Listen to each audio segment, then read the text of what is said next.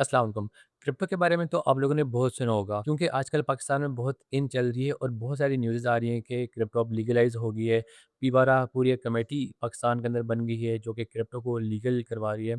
और इसके अलावा आप लोग क्रिप्टो के बारे में वैसे भी बहुत ज़्यादा सुन रहे होंगे। आजकल बिटकॉइन की वैसे भी कंडीशन बहुत ज़्यादा डाउन चल रही है, लेकिन क्योंकि ये बियर मार्केट है तो नेक्स्ट इंशाल्लाह 1 से 2 ईयर्स के अंदर-अंदर ये आपको दोबारा से एक ऑल टाइम हाई बनाता हुआ नज़र आएगा। लेकिन ख़ैर ये आज का हमारा टॉपिक नहीं है। आज हम ये बात करेंगे कि crypto Islamic point of view से हलाल है या हराम है। अब इस टॉपिक पर बात करने से पहले मैं आप लोगों को ये चीज़ बता दूं कि ना ही मैं कोई मुफ्ती हूँ और ना ही मैं कोई आलिम हूँ। I am a software engineer and I have almost 5+ years of experience in blockchain development and in crypto trading. तो मेरा जितना भी एक्सपीरियंस रह चुका है या जितना भी मैंने सीखा है इससे, मैं उसको माइंड में रख के आपको ये बताऊंगा कि क्रिप्टो मेरे लिए क्यों हलाल है या हराम है। तो चलो वीडियो को स्टार्ट करते हैं। अब यहाँ पर टर्म है क्रिप्टो ट्रेडिंग। ट्रेडिंग का क्या मतलब होता है? तिजारत करना।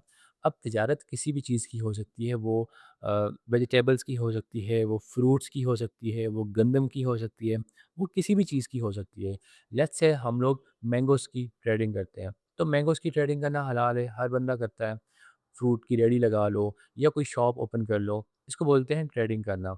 अब इसी तरह से हमारे पास स्टॉक्स के अंदर ट्रेडिंग होती है, फॉरेक्स के अंदर गोल्ड की ट्रेडिंग होती है, क्रिप्टो के अंदर डिफरेंट डिफरेंट ब्लॉकचेन्स की ट्रेडिंग होती है, जिस तरह इथेरियम हो गया, सोलाना हो गया, एडा कॉइन हो गया। तो इनकी ट्रेडिंग भी बिल्कुल नॉर्मल जिस तरह डेली लाइफ के अंदर ट्रेडिंग है उन्हीं की तरह काम करती है।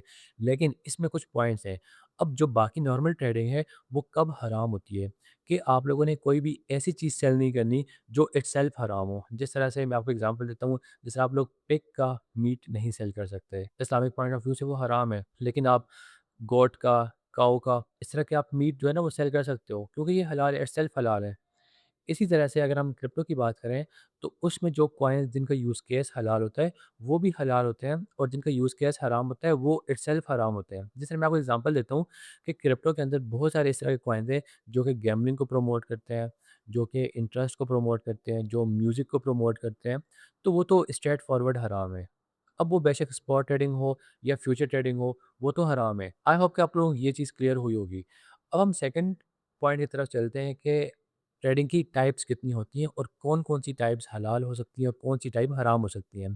देखो क्रिप्टो के अंदर ना, देखो ट्रेडिंग के अंदर नॉर्मली हमारे पास 3 तरह की टाइप्स होती हैं। एक होता है स्पॉट ट्रेडिंग, एक होती है फ्यूचर ट्रेडिंग और एक होती है परपेचुअल फ्यूचर ट्रेडिंग। अब मैं आपको इन तीनों को एक्सप्लेन करता हूँ। जो स्पॉट ट्रेडिंग होती है ना, स्पॉट ट्रेडिंग का मतलब ये है कि आपने कोई चीज़ बाय की, उसके बाद उस चीज़ की प्राइस थोड़ी-सी बढ़ी, आपने उसको हाई प्राइस के ऊपर सेल कर दिया और जो आपको दरमियान में जो मार्जिन रखा था, वो आपको प्रॉफ़िट हो गया, तो इसको बोलते हैं स्पॉट ट्रेडिंग। या आपने कोई चीज़ बाय की, उसकी प्राइस डाउन हो गई, तो आपने लॉस में सेल कर दी, इसको भी स्पॉट ट्रेडिंग ही बोलते हैं। तो आपको दोनों फॉर्म में या तो प्रॉफ़िट हो रहा है या तो लॉस हो रहा है।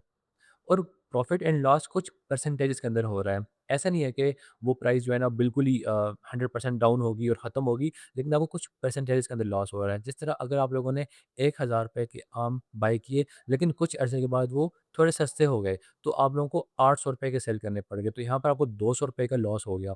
इसी तरह से अगर हम क्रिप्टो की बात करें, तो अगर आपने एक बिटकॉइन को $1,00,000 के ऊपर बाय किया, अब अगर उसकी प्राइस $70,000 होगी, तो अगर आपने एक बिटकॉइन बाय किया था तो आपको $30,000 का यहाँ पर लॉस हो गया। ठीक है? तो इसको बोलते हैं स्पॉट ट्रेडिंग।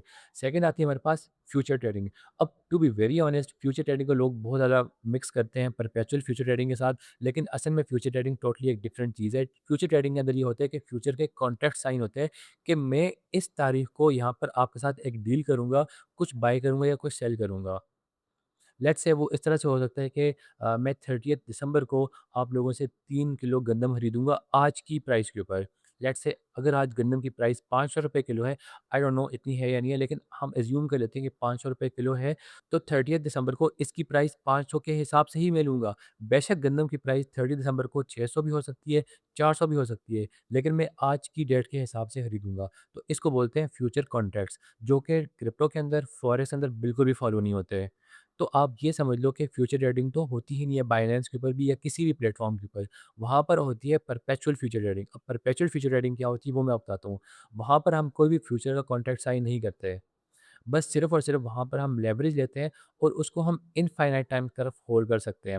लेट्स से अगर आपने आज एक बिटकॉइन को बाय किया, आप उसको 1 साल तक भी होल्ड कर सकते हो, जबकि फ्यूचर ट्रेडिंग के अंदर आप पहले से ही यहाँ पर डिसाइड करते हो कि मैं इसको 2 महीने तक होल्ड करूँगा, 3 महीने तक होल्ड करूँगा, वो आप पहले से डिसाइड करते हो। लेकिन परपेचुअल फ्यूचर ट्रेडिंग के अंदर आप पहले से डिसाइड नहीं करते, आप उसको इनफ़ाइनाइट टाइम तक होल्ड कर सकते हो और आप ये भी नहीं डिसाइड करते कि 30 दिसंबर को मैं बिटकॉइन इस प्राइस के ऊपर खरीदूँगा, नहीं। 30 दिसंबर को बिटकॉइन की प्राइस अगर $80,000 चल रही होगी या $1,20,000 चल रही होगी, तो आपको उसी प्राइस के हिसाब से बाय करना पड़ेगा। तो ये परपेचुअल में और फ्यूचर ट्रेडिंग में बहुत बड़ा फ़र्क है। अब अगर हम ये बात करें कि क्या परपेचुअल ट्रेडिंग भी हराम है या हलाल है, तो देखें परपेचुअल ट्रेडिंग में स्ट्रेट फॉरवर्ड यहाँ पर यूज़ होता है इंटरेस्ट। वो किसकी फ़ॉर्म में? फंडिंग फ़ीस की फ़ॉर्म में। लेकिन यहाँ पर कुछ लोग ये बोलेंगे कि फंडिंग फ़ीस तो कोई भी फ़िक्स होती नहीं है, वो तो दोनों मिक्स अप चलती है कि अगर लॉन्ग ज़्यादा है, तो वो शॉर्ट्स को पे करेंगे, शॉर्ट्स ज़्यादा हैं, तो वो लॉन्ग्स को पे करेंगे, तो ये तो फ़िक्स नहीं है। चलो हम उनकी ये बात मान भी लेते हैं। जबकि बाय द वे बाइनेंस खुद अपनी वेबसाइट के ऊपर खुद बता रहा है कि वो इंटरेस्ट चार्ज करते हैं हर 8 घंटे या हर 4 घंटे के बाद। लेकिन चलो हम मान लेते हैं कि वो अगर फ़िक्स नहीं है तो वो इंटरेस्ट नहीं है। यहाँ पर जो फैक्टर आता है वो आता है गैम्बल का। क्योंकि परपेचुअल फ्यूचर ट्रेडिंग के अंदर स्ट्रेट फॉरवर्ड गैम्बलिंग हो रही होती है। अगर आप यहाँ पर एक ट्रेड लगाएँगे तो अगर आपको प्रॉफ़िट होगा तो इट मीन्स किसी को लॉस हो रहा है तो तभी आपको प्रॉफ़िट होगा। या अगर आपको लॉस होगा तो इट मीन्स कि किसी को प्रॉफ़िट हुआ है, उसकी बेस के ऊपर आपको लॉस होगा। तो ये किस मामले में आता है? गैम्बलिंग के मामले में कि आपका प्रॉफ़िट किसी का लॉस हो रहा है या किसी का प्रॉफ़िट आपका लॉस हो रहा है। इसके अलावा सेकंड थिंग यहाँ पर है गरर। Islamic point of the view इसको गरर बोलते हैं और इंग्लिश में उसको अनसर्टेनिटी बोलते हैं। क्रिप्टो अगर आप फ्यूचर ट्रेडिंग करो तो वहाँ पर बहुत ज़्यादा अनसर्टेनिटी है। यहाँ पर अगर आप लेट्स से 5x की लेवरेज भी अगर ओपन करते हो which is very, very low, लेकिन अगर आप 5x की भी लेवरेज ओपन करते हो तो 20% फ्लक्चुएशन से आपका अकाउंट ही वॉश हो जाएगा।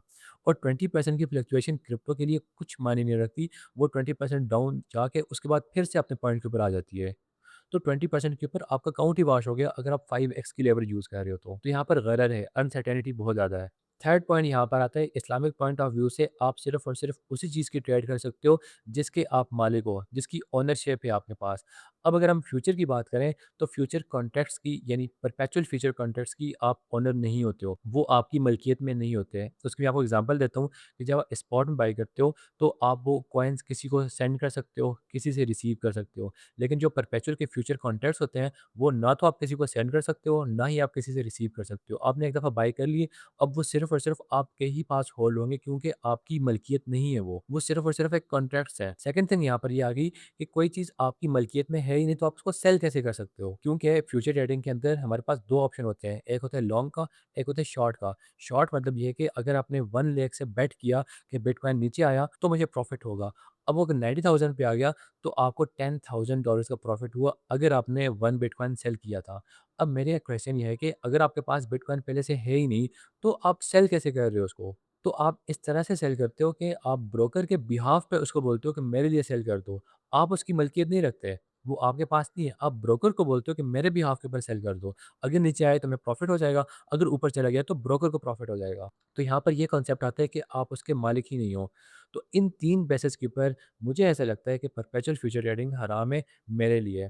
आप लोगों के लिए नहीं। आप लोग खुद अपनी रिसर्च करो या आप लोग किसी मुफ्ती या स्कॉलर से पूछो। ऑल्दो कि बहुत सारे ऑलमोस्ट 99% मुफ्ती या स्कॉलर्स यही बोलते हैं कि हो फ्यूचर ट्रेडिंग हो या परपेचुअल फ्यूचर ट्रेडिंग हो बहुत हराम है। लेकिन स्पॉट ट्रेडिंग इस वे में हलाल हो सकती है कि जो आप कॉइन के अंदर ट्रेड कर रहे हो वो इटसेल्फ हलाल होना चाहिए, उसका यूज़ केस होना चाहिए और उसका यूज़ केस किसी हलाल काम में होना चाहिए। बहुत सारे हो सकते हैं जिस तरह डिफरेंट डिफरेंट ब्लॉकचेन यूज़ होती हैं ट्रांजैक्शंस के मामले में बहुत सी ब्लॉकचेन है जो एआई को यूज़ कर रही हैं, तो वो हलाल यूज़ केस है, तो आप उनको यूज़ करके उनके ऊपर ट्रेड कर सकते हो। सो आई होप कि आप लोगों को ये टॉपिक क्लियर हुआ होगा। बाकी अगर आपको कोई क्वेश्चन है आप लोग कमेंट से मुझसे पूछ सकते हो। व्हाट्सएप की कम्युनिटी आप लोग ज़रूर ज्वाइन कर लेना। मैं वहाँ पर बिटकॉइन से और अदर क्रिप्टो करेंसी से रिलेटेड अपडेट शेयर करता रहूँगा। Thank you so much. Till that अल्लाह हाफ़िज़।